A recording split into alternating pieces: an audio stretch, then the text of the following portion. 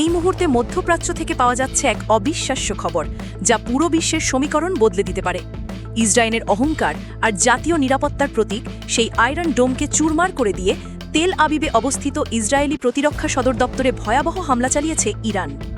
Israeli হামলার ঠিক ২৪ ঘণ্টার মাথায় ইরানের এই প্রতিশোধমূলক পদক্ষেপে এখন যুদ্ধের ঘনঘটা স্পষ্ট।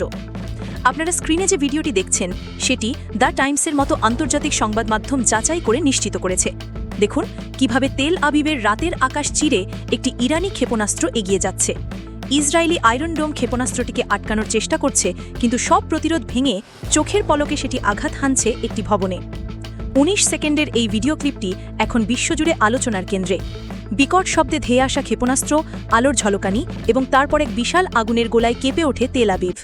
যে জায়গায় হামলা হয়েছে সেটি ইসরায়েলের প্রতিরক্ষা বাহিনীর সদর দপ্তর কিরিয়ার একেবারে কেন্দ্রস্থল। এর পেছনেই দেখা যাচ্ছে বিখ্যাত মার্গানিট টাওয়ার। অর্থাৎ হামলাটি যে কতটা নিখুঁত এবং পরিকল্পিত তা স্পষ্ট। ইসরায়েল যে আয়রন ডোম নিয়ে গর্ব করত, যা কিনা রকেট থেকে শুরু করে বড় ক্ষেপণাস্ত্রকেও আকাশে ধ্বংস করে দিতে সক্ষম, সেই প্রযুক্তিকে এবার ব্যর্থ প্রমাণ করল ইরান। ইহুদিদের জাতীয় গৌরবের প্রতীক আজ চূর্ণ হয়ে গেল। কিন্তু প্রশ্ন হল, ইরান কেন এমন বিধ্বংসী পদক্ষেপ নিল? এর উত্তর লুকিয়ে আছে ঠিক ২৪ ঘণ্টার আগের ঘটনায়। গতকাল সকালে ইরান দাবি করে ইসরায়েল তাদের পারমাণবিক স্থাপনা এবং সামরিক ঘাঁটিতে ভয়াবহ বিমান হামলা চালিয়েছে। সেই হামলায় ইরানের বেশ কয়েকজন শীর্ষ সামরিক কর্মকর্তা এবং পরমাণু বিজ্ঞানী নিহত হন। তেহরান তখনই কঠোর প্রতিশোধের হুমকি দিয়েছিল, আর আজ তারই প্রতিফলন দেখল বিশ্ব। কিন্তু এখানেই শেষ নয়, গল্পটা মোড় নিচ্ছে অন্যদিকে। এই হামলার পর ইসরায়েলের পক্ষ থেকে এখনও পর্যন্ত কোনো আনুষ্ঠানিক প্রতিক্রিয়া আসেনি। চারিদিকে শুধু থমথমে নীরবতা। ইরানের এই হামলায় ঠিক কী পরিমাণ ক্ষতিক্ষয় হয়েছে? ইসরায়েলি প্রতিরক্ষা সদর দপ্তর কি সত্যিই সম্পূর্ণ ধ্বংস হয়ে গেছে?